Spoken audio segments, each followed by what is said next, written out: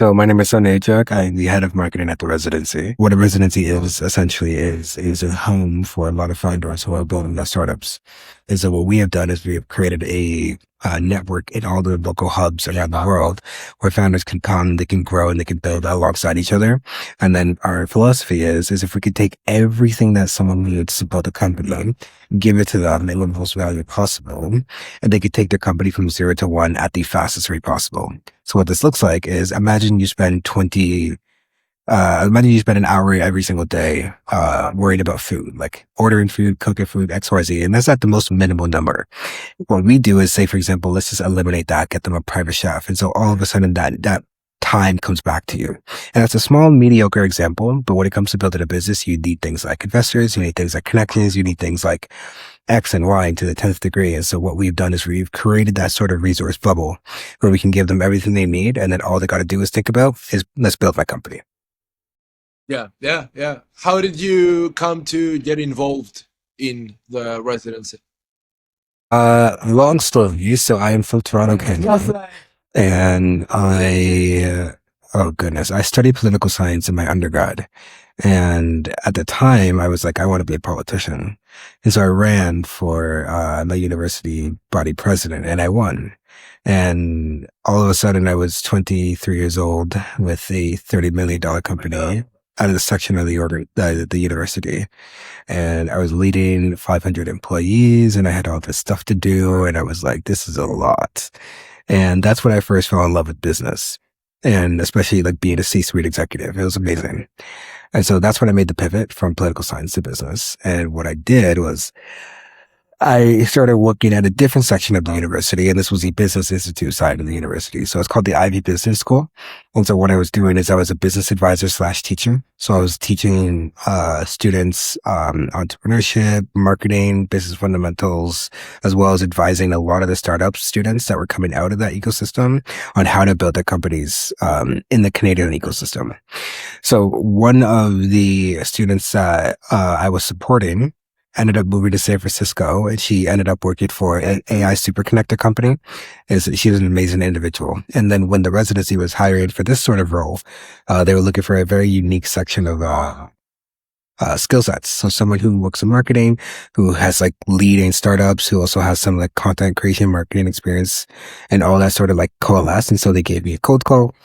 And I spoke with the founder, Nick. And then the next day I decided to leave my job and book a one-way flight to San Francisco. And then now here I am, 8 months later in the best role of my life. So that's how I got here. That's incredible. Would you also advise people to take more risks in terms of leaving your job for that? It's not an easy move, I would suppose. I mean, only if you're ready for it to suck. It sucked for a good amount of time. By nature, joining a startup, you are the one that sets the foundation. Like you're not coming into a job that has all these years of institutional knowledge on how to do things. Like you are the first mover on how to make things work. And so you fail often and you fail pretty fast. And so I think for me, it was just a matter of like, okay, I'm coming into this role fresh, brand new. Now I got to create the marketing department. Never done that before. As well as executing at the same time. So it's twofold, right? You're laying the foundation and you're also executing at the same time. So just by nature of that, it was really, really, really tricky. But one thing I tell people is I've had the most rewarding 8 months of my life, genuinely. And I'm really glad I took the leap because I will never look back. So do I recommend it? Of course. Do I tell people it's going to suck? Yes, of course. Makes sense. You are incredible when it comes to capturing attention and retaining attention and engagement. How can somebody, we live in an attention economy, how can somebody survive and also thrive in that economy? Well, I guess the first question, or I would answer your question with another question is like, what value are you bringing to someone? When you think about it, I mean, and here's one of the lessons that I always teach when it comes to marketing and attention seeking and all that sort of stuff. This is a rhetorical question, so don't answer. When you go into a grocery store, what are you going for? When you go into the gym, what are you going for? When you go into your bedroom, what are you going for? What I'm trying to get at is you enter into certain spaces for certain reasons. You go to a grocery store, you need food. You go to the gym, you want to work out. You go to your bedroom, you got to go to sleep. You go to the bathroom, you want to brush your teeth, take a shower, XYZ. You go into a certain space for a certain reason. What has happened is in this phone that we have, there are 17 different apps that you use for different spaces. When you open Instagram, you open for a certain reason. When you open LinkedIn, it's for a certain reason. TikTok for a certain reason. It's all the same thing. You open an app for a certain reason. You're entering into a physical, digital space for a certain purpose.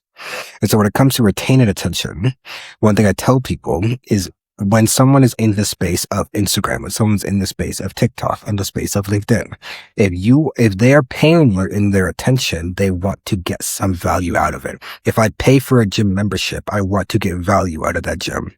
So the first question, that's a roundabout way of answering your question, where the first thing I would tell people is, what value are you bringing to your audience? Do they want to laugh? Do they want to learn something? Do they want to know something really cool? Like, do they want to see something really cool? Like all that sort of stuff. So I think the first question I would ask the person, I'm pretending you're a client here. The first question I would ask is like, what are you, if I'm paying you with my attention, I'm paying you with the seconds of my mind, what am I going to get out of it? That's the first question. Yep. Yep. Would you say there is a difference in capturing attention and being able to hold on to attention? Does it demand more skills, different skills? Of course. Mm-hmm. Okay, what's the difference between just capturing attention? Maybe when it comes to social media, you have a video go viral, and the difference with retaining an audience engagement throughout years. Have you scrolled social media today? Yes. Tell me the last 5 videos you watched. Tell you what, sorry? You can't. The last 5 videos you watched. No.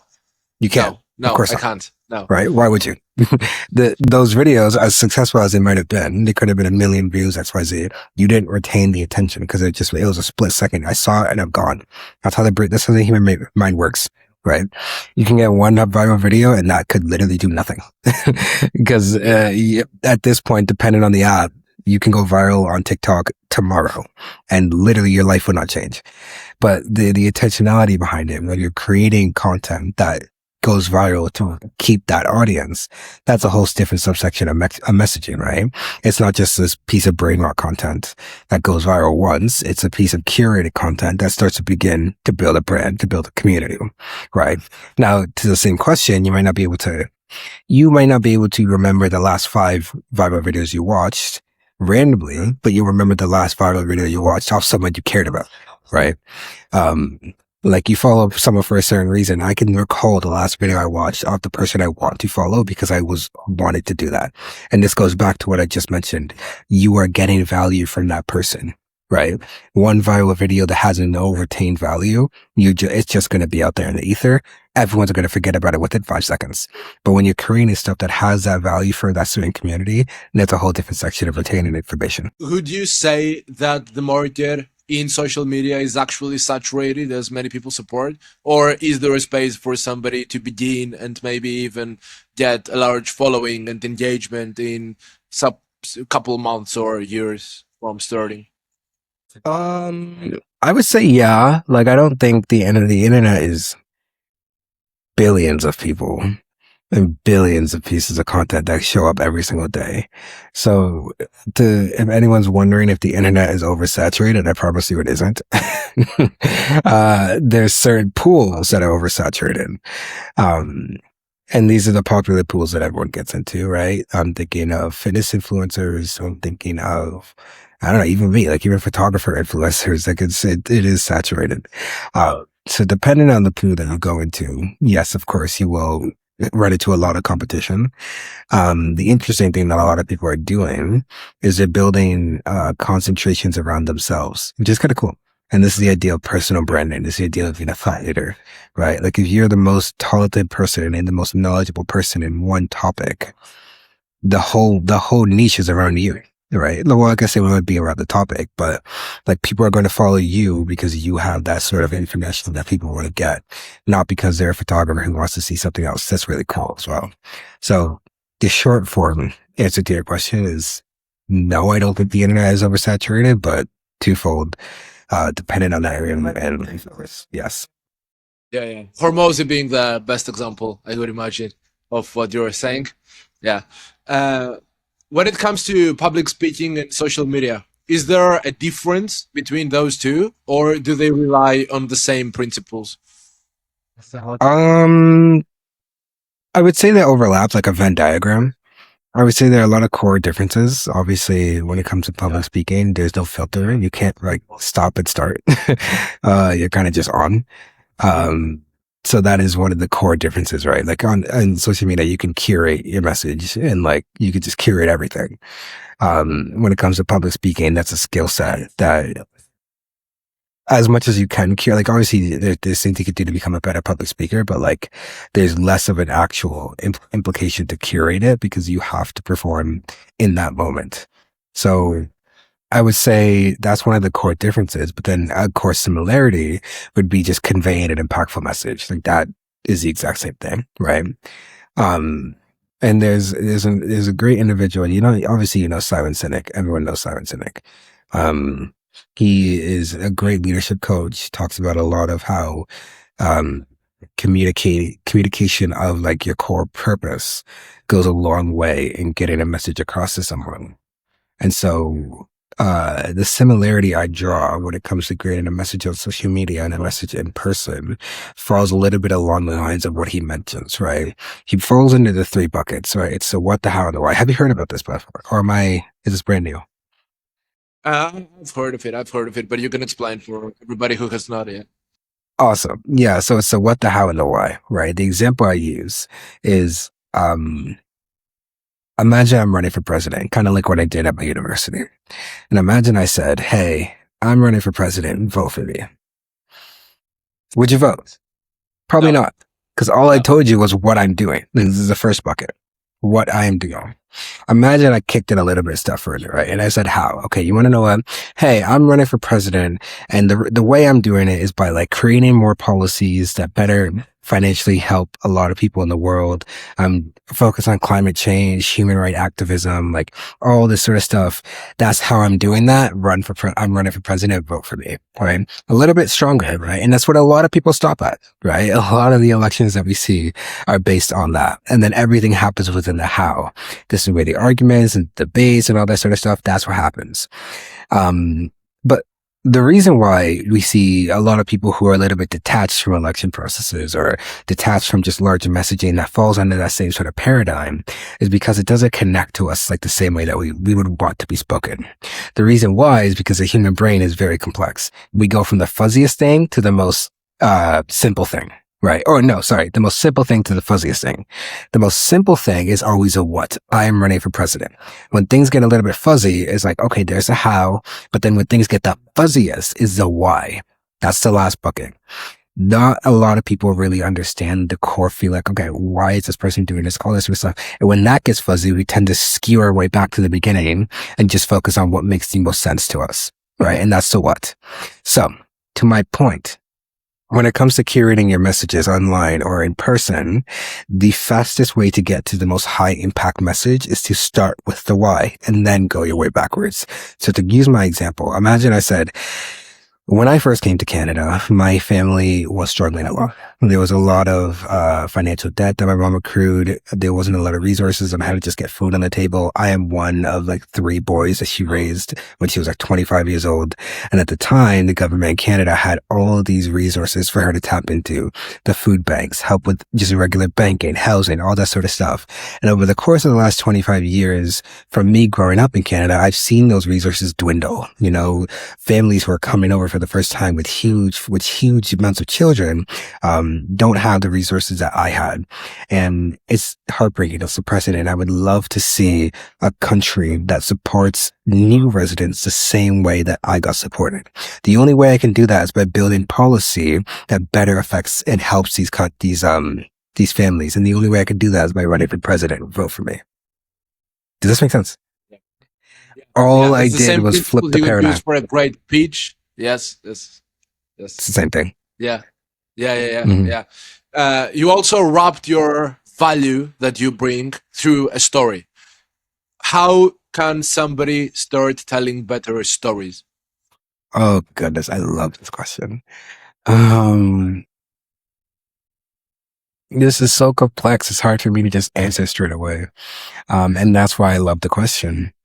Is because my first mind doesn't go to a certain quick answer. I'm like, storytelling is so sensitive. It's also so huge. And because I'm a public speaker myself, I'm able to just do those and I can just say stories that make sense. Uh, but I think there's a certain curation of the fundamental principles that I just talked about, right? That what, the how, and the why. There's that sort of curation. And then I think I always connect it to, and sometimes I do it, sometimes I do it better, sometimes I do it worse. But I am like an example metaphor guru. Like I use like 7 already. I use so many examples and analogies. Yeah, to help people think about things because I find that, like I just mentioned before, the most fuzziest thing is hard for us to wrap our brains around. So I always like to give concrete examples. This is just how I teach, by the way. I give concrete examples to help people understand what I'm trying to get at. And I've been doing it for 10 years. So I think I'm a little bit better at it. But to answer your question, how do people story tell?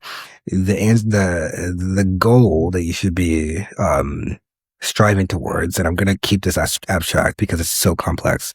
The goal you should be striving towards is you should know your topic. You should know your substance, like what you're trying to teach, your value. You should know it to the 10th degree, so much so that someone who just is coming into this for the very first time can understand your wealth of knowledge, right? And the best gurus do this really, really well, which is why we follow them, right? They have X and Y and Z amount of years when it comes to experience, but they're able to concisely bring that down to a certain point where we can understand that. And storytelling is the exact same way, where all these big conceptual things that you're trying to get across, whatever message it accrues, you just got to make it so simple for someone who's freshly into the space can understand that. And so I think that is what helps me when I'm doing my storytelling. At least it helps me get messages across that people can understand. Yeah, yeah. Now that we mentioned big creators, big brands, there used to be some kind of industry standard, which was the I help statement that within a couple of seconds of somebody looking at your brand or your account or page or website, they should be able to realize what exactly you can help them with. And now with the whole storytelling era of media in general, there seems to be some kind of step back from the pure I help value era and relying more and more on personal stories, personal experience, and giving the value through that.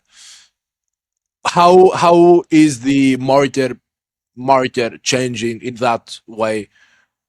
Mm, big question. And I'll answer to the best knowledge I have because I haven't done enough macro historical studying to understand fully what has changed. I can tell you what I do know. What I do know is that people don't follow brands anymore. They follow people, primarily because the paradigm has shifted from I'm going to follow Nike because I believe in what they do. So here's another example I'm going to use. I'm going to give you a very long answer. It's going to make sense. So when you buy a Nike product, what are you buying? Another rhetorical question. It definitely isn't the shirt. You're buying Because you're buying the model in the picture who wore the shirt or shoes. You are buying wanting to look like them. yes, you're on the right track. You're on the right track. It's not the actual product. So it's not the actual compression shirt or the shoes because there are 1,000 companies that are equally as qualified to make just not, if not better products than Nike does, of course. And you're definitely not buying how they make it because they make it with child labor. We all know this. And if you're against child labor, which I hope you are, you're not going to buy the Nike product. But still, why is it $1 billion company? Why is everyone consistently, why do I have Nike products in my bag right now? Because when I look at the product, when I look at the actual meaning behind it, I am following that model I see online. I am following LeBron James, who's about to play in Game 6. I'm following the personal brands and the personal people that are behind that. And so Nike, realizing that no one's going to follow the brand anymore, but they're going to follow the people that support that brand. That's the larger macro change that has happened recently. And now it's become so entrenched and so deeply to a point that when people are starting companies, the first thing they think of is, how can I build my personal brand? That's the first thing they think of, which is amazing. It's good. Everyone's like, oh, I want to build myself as a thought leader. I want to build myself as a resource, like X and the Y and the Z. It's so amazing. And it's awesome because the cosmetics companies have done this really well, which is why they have celebrity people endorsing all this sort of stuff. Like that's just so awesome. So to come back around to your point where how has things changed? I think now the forefront, instead of this used to actually be the back end, right? The forefront now is the first thing that people think of when they think of marketing is how can I attach a persona to this? What does it mean when someone looks at my company? Can they see myself in that company? So say, for example, one of the biggest things that we're trying to do here at the residency is how can we personify a founder, but not just one founder, different archetypes of founders who are just now starting out, founders who are like on their third business, founders who have an exit, founders who are in like Sri Lanka and like have nothing to do other than build their business. Like all these different archetypes, how can we personify that visually? So when someone hits apply in our program, they're like, I can be that person. Right. And that's how we get a bigger community. Like the concept of it is, can someone see themselves in your brand? And I think that is what has shifted over the last couple of years. Not just a logo, not just like McDonald's or all this sort of stuff, but like an actual face that someone can attach themselves to. That's what means a lot. You have examples of creators like Higher Up Wellness. Are you familiar with him? I don't think I am. Who did you say? Higher Up Wellness, his actual name is Michael Smoke. So he accidentally took a sales class in business school, in university, and he learned how to talk really well. So when he started his account, he was able to be magnetic by speaking to people. And people wanted to hear his stories. They wanted to hear the topics he was talking about because he had flow and he had rhythm and he had a specific structure. But many people that I've met have a really big problem when it comes to being more articulate, when it comes to having flow in their speech.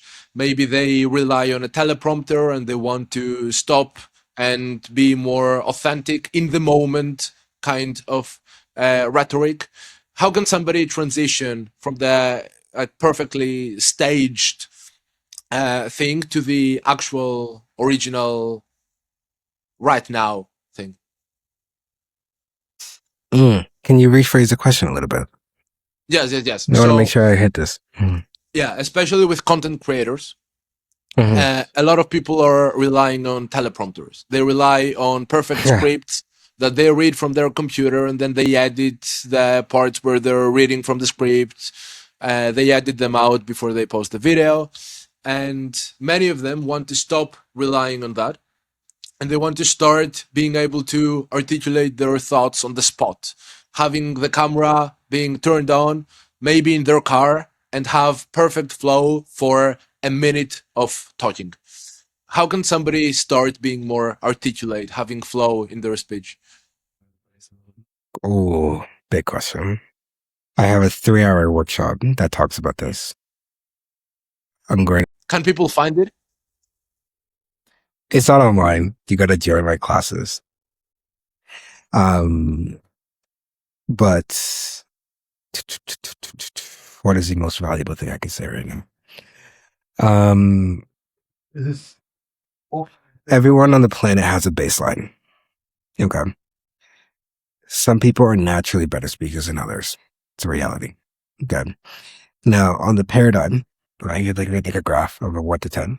Some people are naturally boring at like an 8 or a 9. They can speak really well. They have no intonations, like no bad intonations. They have a good cadence, the speed at which they tone, all this sort of stuff. It makes sense, of course. Then there are others, a lot of people that don't have that. Now, I just stated the obvious. Now, what isn't so obvious is that a lot of people assume that practice makes hard. Perfect. Right? That's the assumption. But it doesn't. It absolutely doesn't. Practice only makes improvement. That number 10 on that scale that I just gave will never happen. The most you could probably get to is a 9 because there will always be something that you can improve on. Always. And so the first thing I tell people when it comes to, hey, if you want to like learn how to speak without a teleprompter, or if you want to learn how to yap in front of your camera for like 30 seconds, you need to start taking this as you need to start taking this as seriously as you brush your teeth. You need to do it every single day because I promise you, there's going to come a time. Actually, I have a great example to help you think about this. Do you have a partner? No, no, right Okay, now, no. that's okay. The reason why I ask is because imagine it for a second if you did, and I asked you, do you love your partner? Of course you would say yes, right?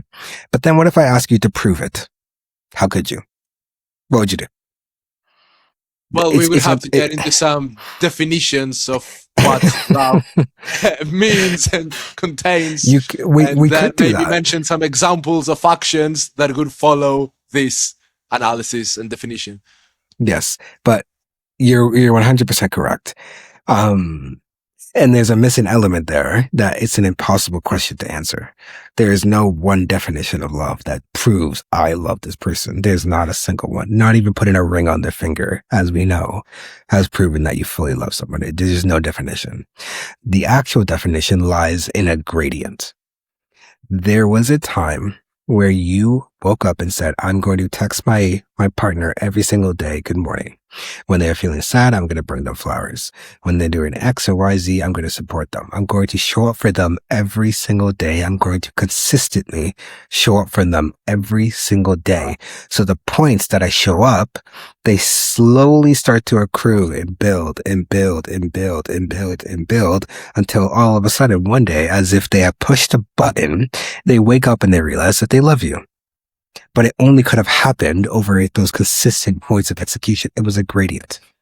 They didn't fall in love with you the first time you texted them good morning. I hope not. They didn't fall in love with you the first time you bought them flowers. I hope not. It was, again, those consistent points of action that proved that you loved them over time. But again, you showed up for them every single day. Speaking is the exact same thing. Public speaking is the exact same thing. There's not going to be a point where you take my class and say, oh my God, I'm a great speaker and I can do everything. I can like yap in front of a camera. That will never, never, never happen.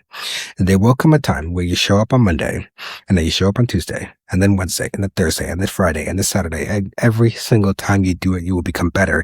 And as if a gradient has passed, you will now be able to execute the way you want to. It's the same way that if you go to a gym for the first time in your life and you work out for 2 hours straight, you're going to go home and you're going to see nothing. When you show up the next day on Tuesday, you work out for 2 hours a day, you're going to go home and see nothing. And you do that for 3 more days, you're going to see nothing. But if you continue to show up for over the course of 2, 3 months, every single day, I promise you, as if you woke up and you pushed a button, you are now fit. Now, the cool thing about that is if you don't show up for that one day after you've done that, you're going to lose nothing. And if you don't show up for 2 days, you're going to lose nothing. But if you don't show up for 2 months, which I'm on my, I'm on a month now, I'm not going to the gym because I've been traveling. I see it. Right? And so it's the exact same thing when it comes to practicing a skill like public speaking or being able to speak in front of a camera, right? Like if you continue to practice it, you're going to get better. If you continue to let it dwindle, you're going to get worse. That's all it is. Yeah, yeah. It's the law of exponents that life works in an exponential way. You grow pretty much not at all and then all at once, and the curve goes up. Uh, um, Speaking from personal experience, I started making content just a couple months ago. I haven't really grown in followers, but I got to meet incredible people through the content and through social media, even without some of the fancy stuff like viral videos, at least many viral videos or hundreds of thousands of followers. What I noticed with many people who also started making content and maybe asked me for some advice, and then I helped them in the things I could help them with, is that they all quit when they stopped seeing results for a while. So maybe they were doing it for 2 months, no results, and they also assumed that if they continued for 2 years, there would also be no results. But it's the example you gave. Talking with founders all the time, uh, Do you see this pattern being persistent, not quitting when they see no results because they have faith that ultimately the results will come? Is this what differentiates the people who succeed with the people who don't? Oh, I'm only thinking because I'm battling with two different thoughts here, and I'm trying to figure out which one I subscribe to the most. Perhaps I tell you both of them and I tell you what I think, or we could just talk through what I think. The first one is yes, there's so much value in like not quitting and like, again, to the points that I just mentioned, that consistent points of execution. There's so much value in that. But if I was to recall the examples I just used, imagine you go to the gym every single day and you spend 10 minutes on a Stairmaster and call it quits. They're going to see nothing, right? Sure, you might be showing up every day, but you're doing it wrong. So the one side of the coin, this is my two thoughts, is show up every single day. It's going to pay off. It's going to be awesome. But then the other side is if you're doing something that's wrong, do you need to pivot? Which is a reality that a lot of founders endure, right? They could be doing something that nobody wants. They could be trying to raise on a company that there's no product market fit. Like they could be doing there's so many things. So the reason why I say that is because I don't think I have an answer as to what is the most beneficial. Because if I can look at a person, if I could diagnose what someone's doing, I might have a little bit more stronger of an answer. Like, yes, you should keep working on this. Like it's proven that it works. That's phenomenal. It's amazing. And then there's other companies that I look at, other founders where I'm like, I think you need to pivot. So blanket answer, I don't know if I can give one, but I can give the two sort of paradigms where if you know what you're doing, if you have proven that you have product market fit, if you've proven that all it takes is a lot of greasy work, if you've proven that you know this is going to be successful and you believe it to your core, sky's yours. Do it. But you also need to have some sort of truth in yourself that you realize, okay, maybe this is something that I thought was a good idea and isn't. And like have those discussions with yourself. And if you have that doubt, I would ask people around me what they think. I mean, like I trust the people that are around me. I trust them so much. But I also know if there's something I believe in, I'm like, okay, like I know I can do this and I know it works. Like I will raise hell to make it happen. So Yeah. Yeah. hard for me to answer. I met with the founder of Sui and I got to sit down and talk with him for about half an hour. And he's a multi-billionaire founder and he has multiple companies that he's managing very successfully. And what I asked him was, when is the right time for somebody to abandon an idea and pivot to something else? And when should they keep going? Maybe it's going to be really hard seeing no results, but they should keep going because ultimately the results will come. And he gave me a very similar answer to yours, which was, it is not necessary that there is an answer to the question. You have some companies that are not working, but if you just poured $10 million into them towards the right direction, then they would just magically work all of a sudden. And there are other companies that you would have just wasted 10 million. Where does the concept of intuition and maybe intentionally being delusional sometimes fit?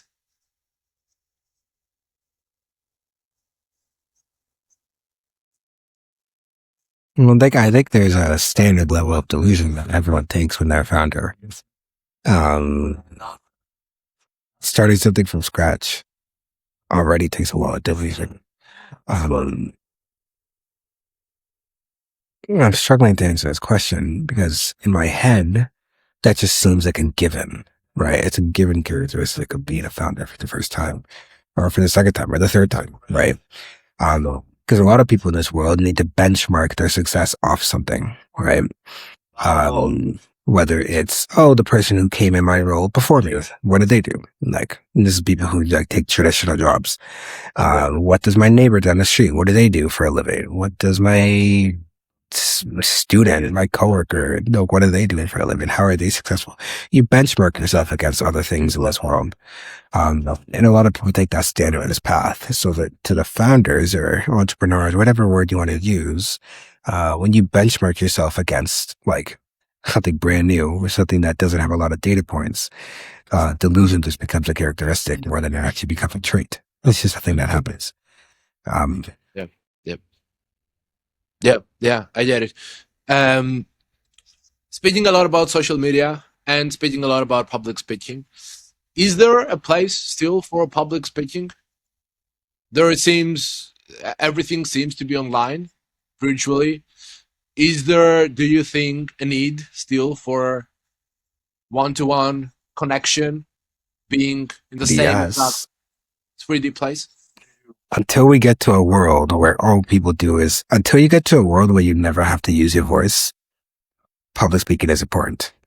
And when the people hear public speaking, the first thing they think of is, I'm going to be in front of 10,000 people at once. I got to give a speech. Yeah, sure. Of course. That makes sense. That's public speaking to the insane degree. But there's also public speaking where, who knows, you might be the best man at your friend's wedding. You might have to give, what are some examples? Yeah, you're speaking of weddings, like your vows. Like you might have to do so many opportunities where the voice is only going to be yours, and it's going to be a quiet room full of people, whether it's 10 people or 100 people or one person, right? The skills of our communication are still so unbelievably prevalent, if not more. Again, because when you're online, you can curate your messages. You can think about things. You can delete things. There's an edit button on every single message app right now. You can just change things if you didn't like it. But when it comes to communicating to someone interpersonally, there isn't an edit button. If you say something that's wrong, you have now said it, and you need to be able to walk yourself back or communicate all this. Again, real life communication matters so much. And so in my head, I think public speaking, if we're using that sort of term, is a lot more beneficial of a skill to learn than, say, for example, curating your message online. So is there a space? Yes. Is it big? Of course. Will it continue to grow as we move into a world that is more online than even that we are currently right now? I think people will slowly start to realize that the individuals that can communicate messages in person will also become just as valuable as people who could build a prompt.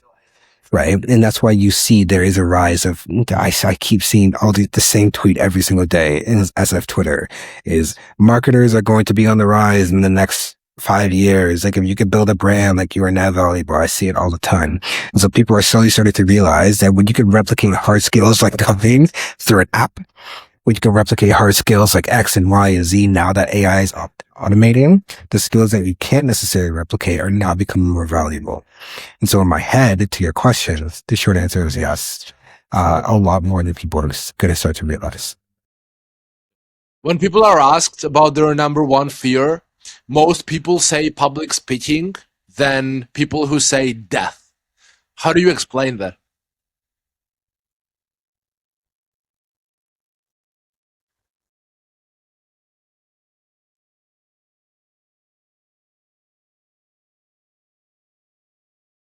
I think there's 2 or 3 reasons and commonalities that come into my mind.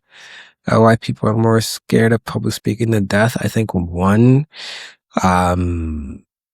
perception is ingrained in just human nature, right? Like when you were to, if you scale things back for a second, in what matters most as like humans, we want community. We want ownership. We want to feel like we belong. That sense of belonging, like that matters a lot. And what public speaking does is it threatens that ideal, right? You are now going to be perceived by your entire community, and they are open to judge you.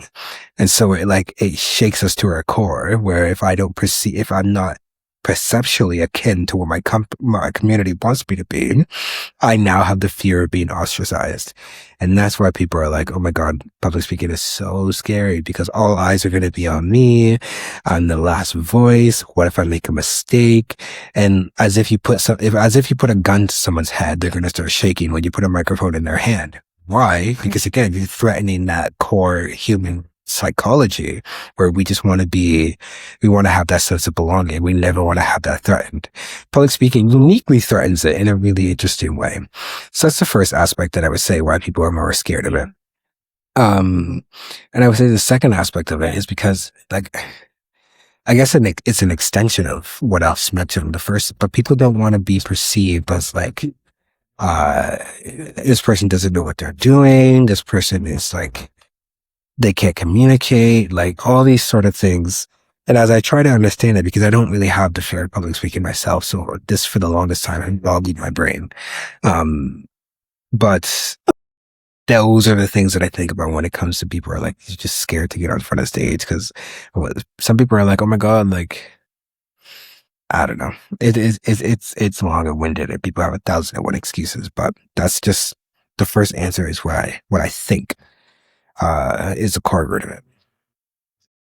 Yeah, you were saying we are evolutionary beings and biological beings as well, and we have an innate need to belong to a group. And whenever that need is threatened, then it activates the fear response, basically. Yeah. Mm. Yeah. Okay. So, in terms of public speaking, in terms of moving on from that fear and starting to become a better public speaker, and maybe even start practicing speaking in crowds to crowds. A very popular piece of advice is that people don't care about you. For example, if you do something silly in the middle of the street, then nobody's gonna care. They're gonna go on about their day. However, to give a slightly weird personal example, I look a bit older than I am in real life, and my mother looks a bit younger than she is. And so whenever we go out, many people assume in their own heads that we are dating instead of being mother and son. So I see so many people just whispering to each other and pointing. So the advice that people don't really care about you, I feel like doesn't always stand because many times you will have people talk behind your back, talk about you, talk to you in a bad way. How do you move on from this? Not accepting that people don't care about you, but to not care even if they do care.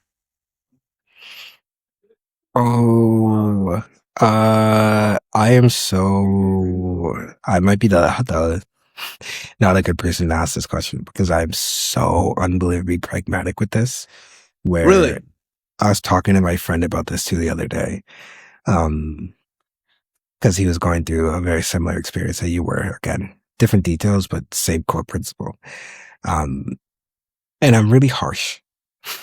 I'm really harsh. I need to be better at it. And the harsh reality I ask him, I always tell him is like, what do you gain? What are you gaining? Like, sure, okay, someone's talking about you. Let's pretend that it's true, right? Let's play that thought experiment out. Give me a list of 5 things that you're gaining, and then I will shut up.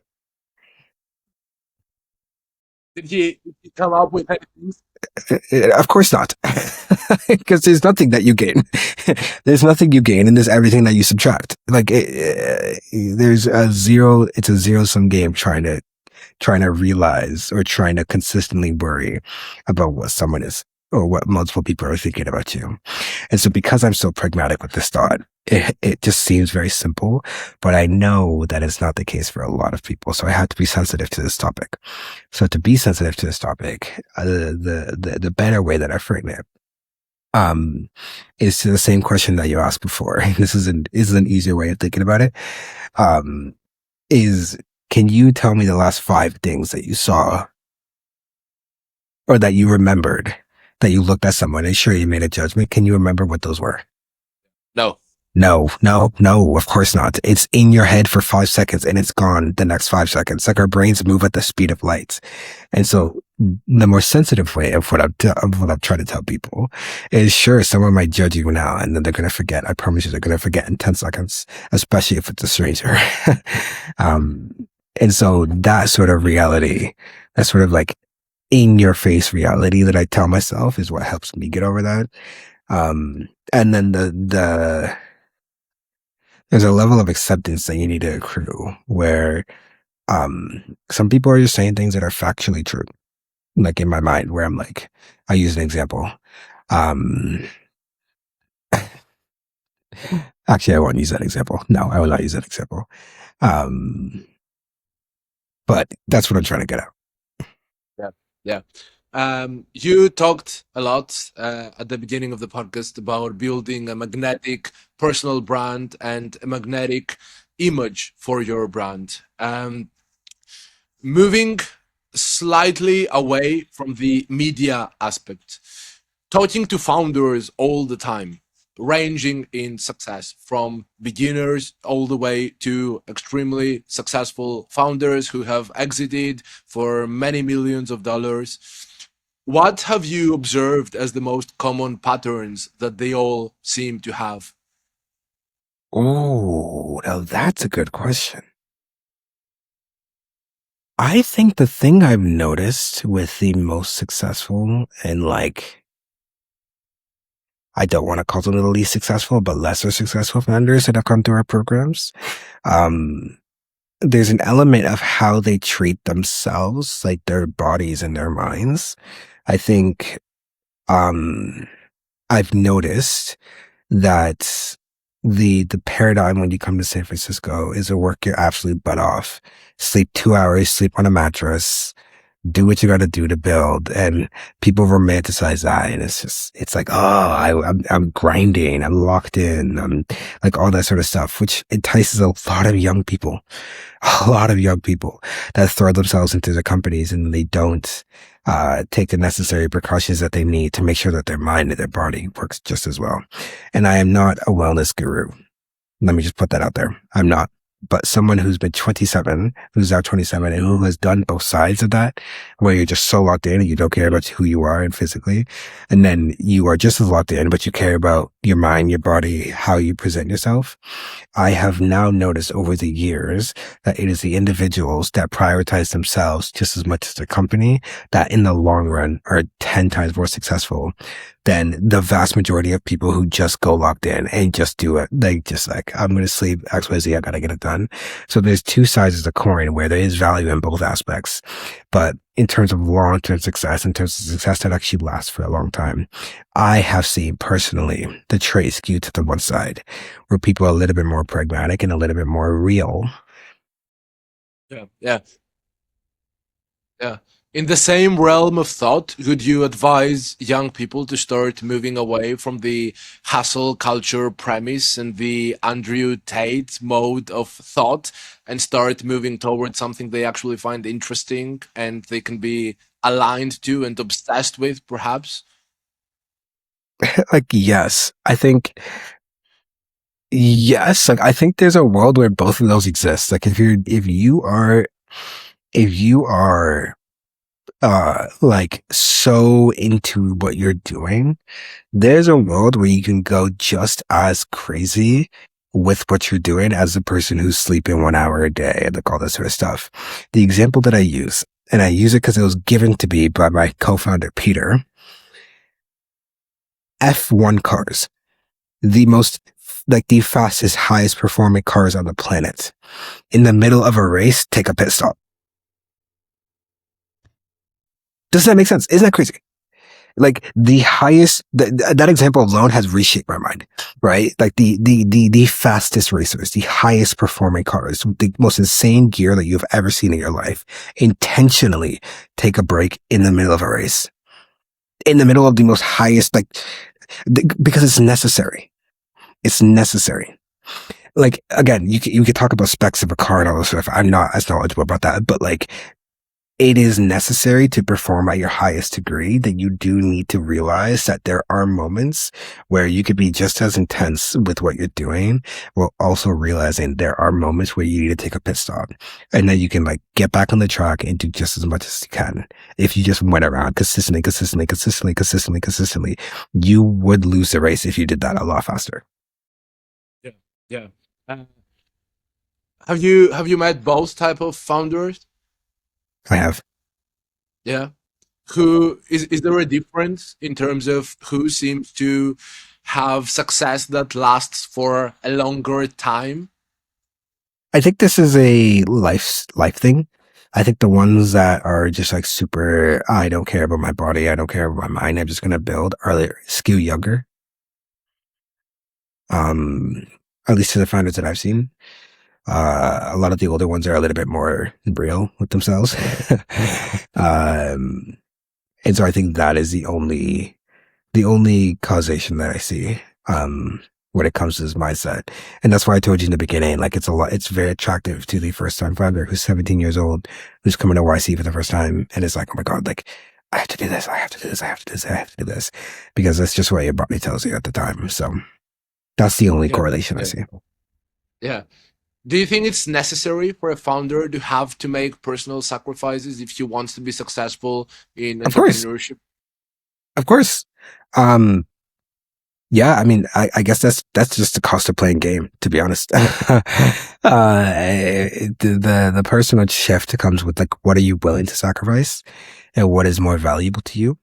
Um, like say for example, I was having this thought with someone last night actually, um, where the lifestyle that I live right now is very privileged. It's nice, it's awesome, and I've gotten everything I need and I'm fine.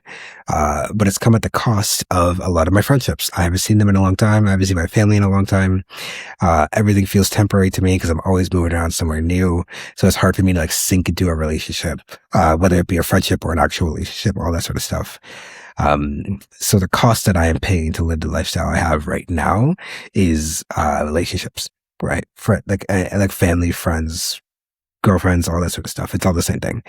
Um, and that's just like that, cause at the moment, that's a sacrifice I'm willing to make because it's just one that I've internalized myself. Um, so the cost of playing game, you have to make sacrifices, of course. The sacrifices you make, that's entirely up to you. Uh, in that way, could you advise people to start building while they are younger so that they have less responsibilities, not a family to feed? And so hopefully when they turn 50 or 60, they can take a step back and they have already built something that now they just need to maintain. I would say no, because I think that sort of methodology or that way of thinking is very similar to what we have been fed for all of the 1900s. It's like you work yourself to death now at the cost of, oh, you're 40, you're 50, you can retire and now you can live your life with like arthritis and you can barely walk and all that sort of stuff. How backwards of a thought is that? So the first thing I tell a lot of young people is enjoy the life you have now. Like, please, please, please enjoy it. Um, and I think the core, what I do sort of tell people who are young trying to do these things is, to my point before about like having a way of life forced onto you, is you do not have to follow the traditional path. That's the only thing I tell them is you don't have to go to school. You don't go to school. You don't have to get a job that has a direct ladder that you can one day, hopefully, maybe become the CEO. Like you don't have to do that. You could be a CEO now. You can do exactly what you want to do now. So that's the only value that I would take out of that. Um, yeah. Yeah. Yeah. Um, in regards to the question of whether or not a degree will be needed in the next couple of decades, uh, you, out of all people, should have a pretty good idea in terms of how needed and a requirement is a university degree. I've never used my university degree ever. Does that help? Does that help answer the question? I have reached the success I have now with everything outside of my degree. Everything outside of my degree. I have a degree in political science. How that relates to what I'm doing right now, there's zero correlation. Zero.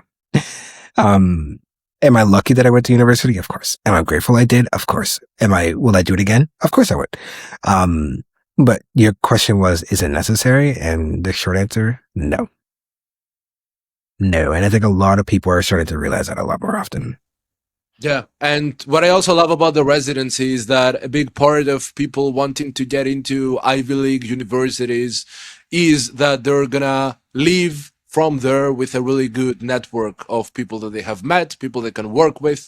And what the residency you guys have done is that if somebody qualifies as a person doing something interesting, which is basically your main criteria, then he can gain access into all these incredible people without needing to pay 150,000 for a tuition at Harvard. So just by getting themselves into a position of being somebody interesting, doing something interesting with their lives, then you guys provide a space and people for them to also be together and grow together, which is, I think, really beautiful what you have done with the residency. Thank you. Yeah, not a question, It's just a compliment. yeah. We appreciate it. This idea came from our founder Nick Link, who has changed the lives of a lot of people. So I give all credit to him. I was just helping him out with his mission, but really lucky with what we're doing. Yeah. Is there anything else you want to share with people and the audience?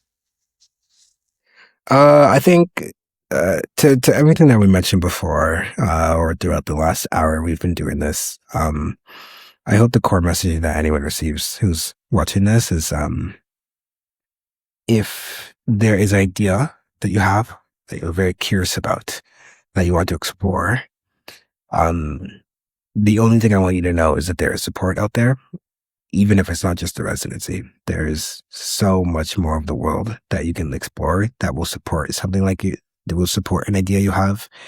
It just takes exercise and a lot of creativity and a lot of bandwidth for you to get to that point. So that's the only core messaging that I want to say to the 7-year-old founder, or not the 7-year-old, that's way too young, to the 17-year-old founder who's in Sri Lanka, the one that the example I used earlier. The opportunity is not lost on you. That's the only thing I want to say. Yeah. Let me just add, I've had some incredible people on the podcast, you included, of course, and some of them are incredibly famous. Some of them have hundreds of thousands of subscribers or followers and top of their field. And many people have asked me how I managed to get them on the podcast without having many followers. It's a pretty new podcast. It's not well established on the internet just yet. And I always tell them that they would be surprised how many people will say yes and want to help you, even without seeing direct results from you yet. Also because nobody takes a chance. Like some of the people that would be incredible podcast guests, nobody attempts to ask them to be on their podcast because they immediately just assume the answer is going to be no. So I fully agree with you that if people just stop assuming and start doing with agency actions, then they could be amazed with the results they're going to have. Where can people find you? Where can people find the residency? Should people apply to their residency? Yeah, I mean, applications are somewhat open. You can still apply. We are sending out acceptances as they come out. So, the sooner you apply, the better. Because we are losing spots pretty quickly to awesome people. So you can find literally us anywhere. Just type in the residency. You'll quickly find us. Myself included. I typically joke that if you type Sunday in, I will probably be within the first 3 people that you see. It's the perks of having a really unique name. So, yeah, that's where you can find us. And yes, you can still apply. I will also have all the links down below. Thank you, Sunday, for your time and wonderful examples and thoughts and ideas and answers. Awesome. Thanks, Roman. This has been fun.